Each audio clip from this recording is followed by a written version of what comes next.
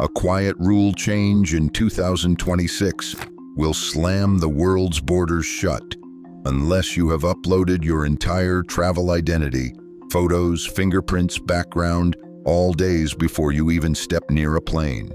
Imagine 30 years of passport tradition replaced overnight by a biometric dossier, while families risk automatic boarding denial for a single missed upload.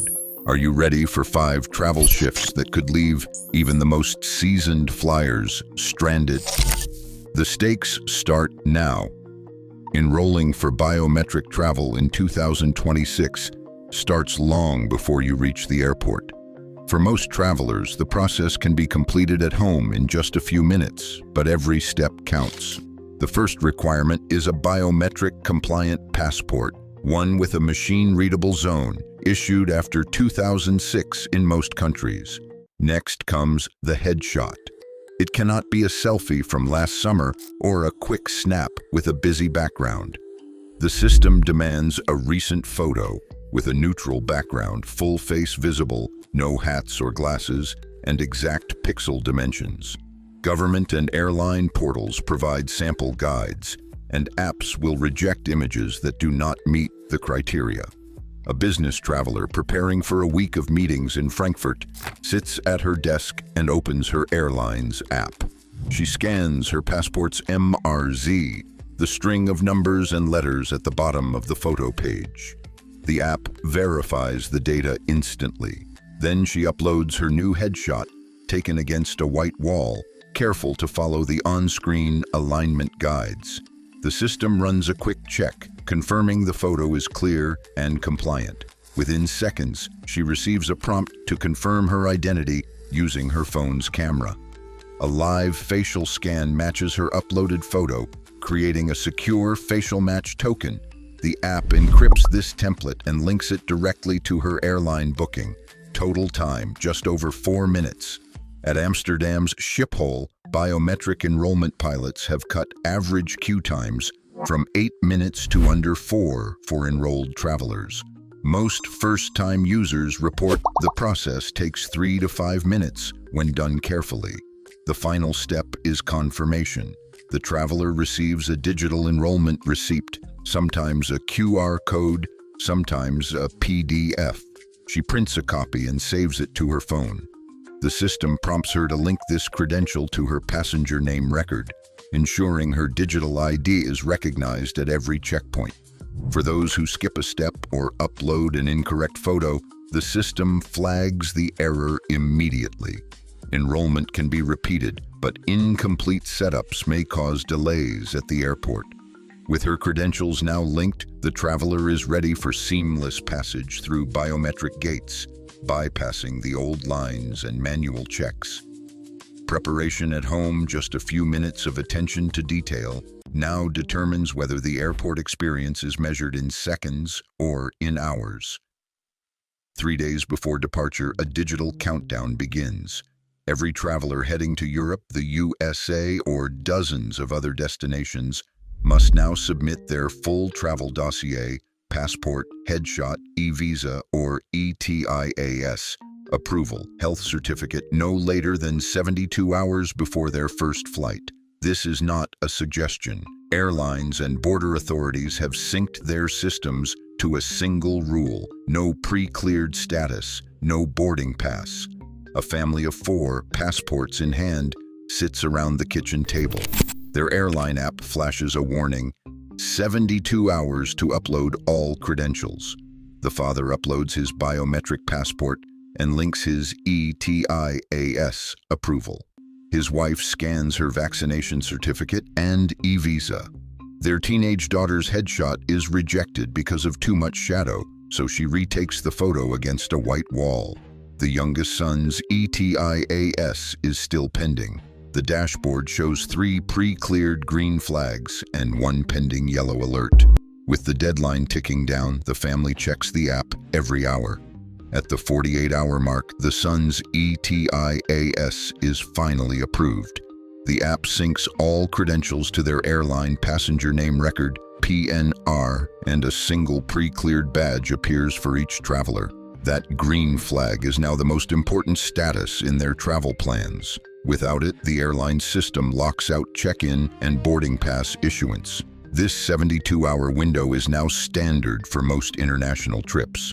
The European ETIAS system, the USAESTA, and IATA-1ID all rely on early submission to run security, health, and visa checks before travelers ever reach the airport.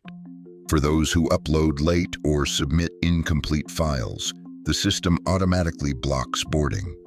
Airlines face steep fines for allowing unchecked passengers onto international flights. At check-in, the family scans their QR codes.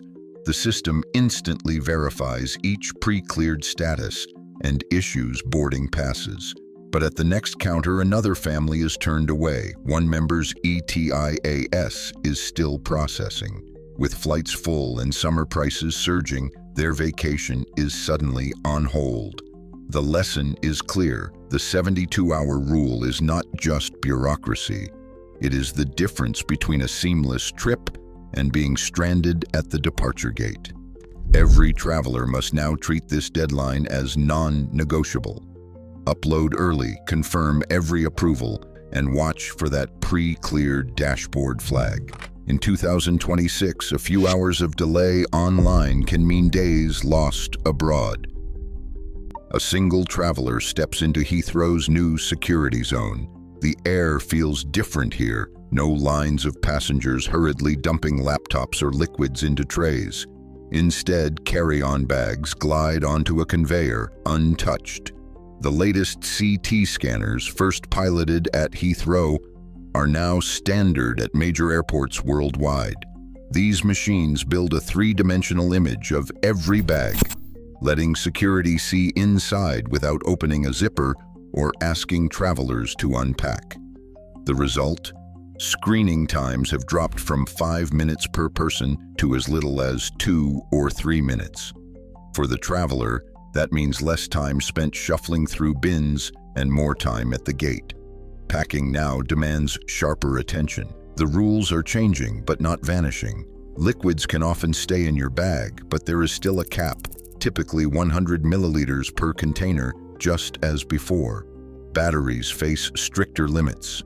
Only those under 100 watt-hours are allowed in carry-on baggage, and security staff will check device labels if there is any doubt. Power banks and e-cigarettes must be packed in hand luggage, never checked, and flagged by the app if they exceed the allowed size. Anything larger is stopped by the scanner's AI, flagged for manual inspection, and can mean missing a flight if you are in a rush. A solo traveler catching a morning flight to Tokyo glances at her phone for reminders. She has repacked twice to fit the updated carry-on dimensions, 22 by 14 by 9 inches, 7 kilograms maximum. Her liquids are zipped in a clear pouch, just in case the airport has not fully updated its scanners. As she places her bag on the belt, the CT machine whirs quietly. No need to remove her shoes or belt. The AI system analyzes her bag in seconds, highlighting any questionable items for a quick review. If the scanner detects a prohibited item, for example, a power bank over the limit or an oversized bottle, it signals security and the traveler is directed to a secondary check. But today, her bag gets a green light. She is through in under 3 minutes, with her boarding pass still in hand and no time lost. The new screening lanes are not just about speed, they are about predictability. Travelers who know the device and liquid rules, who check battery watt-hours and pack within the size limits, glide through. Those who guess or hope the old rules are gone risk delays. Security staff now focus on flagged bags, not random checks. And the AI threat screen means fewer false alarms and less stress at the checkpoint. The lesson is simple. Smarter packing and attention to detail turn airport security from a bottleneck into a breeze. Every minute saved at screening is a minute gained for the journey ahead. A backpacking group arrives at Munich airport, each dragging a duffel bag after an overnight train. At the self-serve kiosk, They print new RFID bag tags, thin, flexible stickers, each coated with a unique chip. The kiosk prompts them to scan their boarding passes, then prints a tag for every checked bag.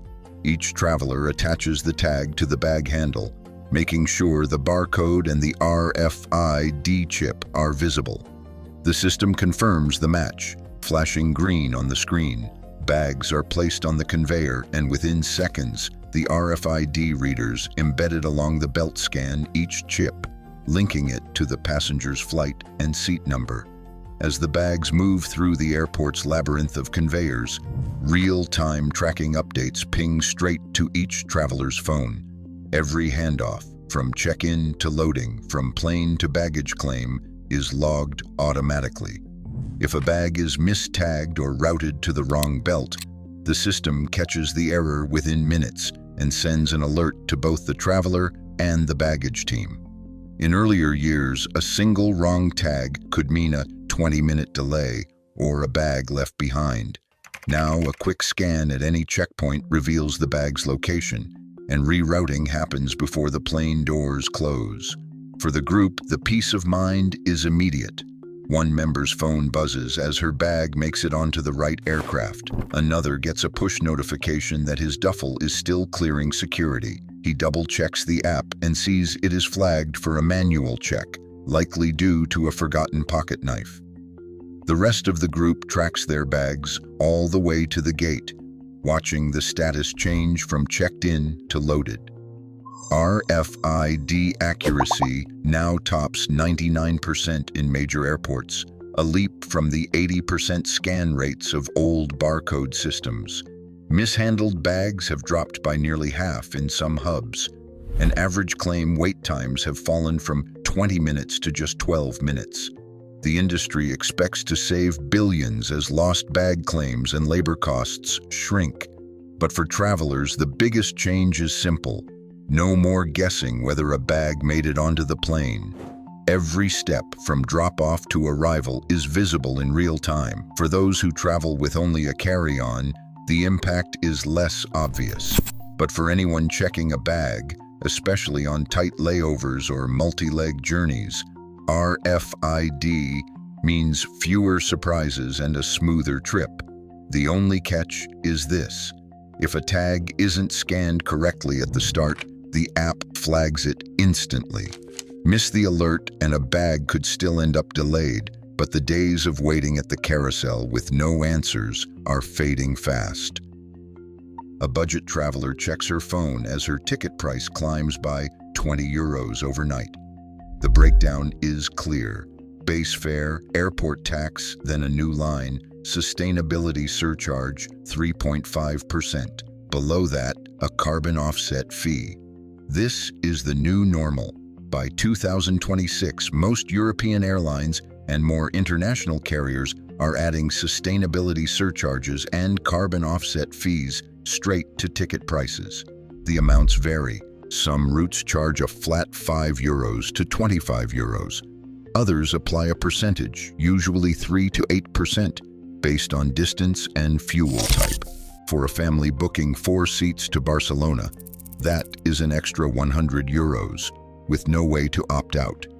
Transparency is not optional anymore. The European Union's Enhanced Passenger Rights Directive forces airlines to itemize every fee, fuel, carbon, airport, and service before payment. U.S. carriers are following, showing full breakdowns at the start of booking. The goal is no more hidden charges, no last-minute shocks. But airlines warn travelers to budget for higher fares, not just on international flights, but domestic ones too. This is about transparency. Refunds now move at a different pace. Under the U.S. Department of Transportation 2026 rule, if a flight is delayed over 3 hours or canceled, the refund is automatic. No forms, no pleading, no waiting weeks. The money returns to your account within 24 hours, unless you choose to rebook. In the European Union, similar rules apply. Delayed or canceled flights trigger instant refund notifications, with airlines required to process payment within 1 business day. Lost baggage. If a checked bag does not arrive within 12 hours, the baggage fee is refunded automatically with compensation based on distance and delay. For careful planners, these changes offer new leverage. A solo backpacker booking Berlin to Athens watches as the app highlights each fee in real time. She sees the sustainability surcharge, €8.50, added to her base fare, and a carbon offset fee of €12. She checks the refund policy. If her flight is delayed by more than 3 hours, her money comes back automatically. She screenshots the confirmation and saves it just in case. Not everyone reads the fine print. Some families eager to lock in summer fares skip the breakdown and are shocked by the final total. At the airport, a delayed flight triggers an automatic refund, but only if payment details are current. Some miss the notification and wait weeks, unaware the money has already arrived. The lesson for 2026 is simple. Budget for a 3 to 8% fare increase. Check every line of your ticket and know your refund rights. The era of hidden fees and endless refund battles is ending. Now the financial stakes are clear, and so are the protections. Biometric enrollment at borders promises efficiency, but the trade-off is lasting. In the United States, every facial scan, fingerprint, or iris image collected at an airport or crossing can be stored for up to 75 years. A traveler's face, captured in seconds, can remain in federal databases long after a passport has expired. In the European Union, the approach is different. The entry-exit system, set to launch in April 2026, will store biometric and travel data for 3 years, then erase it automatically unless flagged by law enforcement. The difference is clear. A United States traveler's biometric record can outlive their travel history by decades, while a European Union traveler's data is routinely deleted. These records extend beyond government hands. Airlines, airport vendors, and technology partners each hold fragments of identity. Some use encrypted on-device storage, but most rely on centralized databases, prime targets for cyber attacks. If a facial template leaks, it cannot be reset like a password. Deepfake technology already enables convincing forgeries, so a stolen template could be exploited for years. In 2020, a vendor piloting facial recognition in Asia left thousands of images exposed on an unsecured server. No major breach has struck a United States or European Union airport yet, but privacy experts warn that as more data accumulates, the risk grows. Travelers in Europe have a measure of control. Under the General Data Protection Regulation, anyone can submit a data access request, compelling airlines or border authorities to disclose what biometric and travel data they hold. The law requires a response within 30 days. Concerned travelers can demand an audit trail and see who accessed their information and when.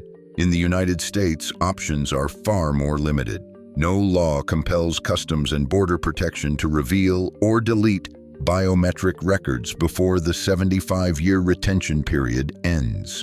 Privacy advocates continue to push for change. But for now, travelers must accept the risk or avoid biometric lanes altogether. Access is not equal. Not every traveler owns a smartphone or has reliable internet. In West Africa, a traveler planning a trip to Spain faces digital forms, language barriers, and patchy connections. Local non-government organizations offer shared tablets and workshops at community centers. Even so, the process can take days, with multiple visits, repeated uploads, and printed confirmations that may or may not be accepted. For some, the digital border is harder to cross than the physical one. Access matters. For those worried about privacy, submitting a GDPR request before travel in the European Union or asking for manual checks in the United States can help. Carrying printed backups and sharing knowledge with others can make the difference between a smooth journey and losing control of one's identity. Every scan, every rule, every automated gate. These changes redefine who can move and how we're seen. In 2026, a digital border follows each traveler, blending convenience with new risks. Rights and access now hinge on data, not just identity. The future of travel isn't just about where you go, it's about what you surrender to get there. Where will you draw the line? Share your thoughts below.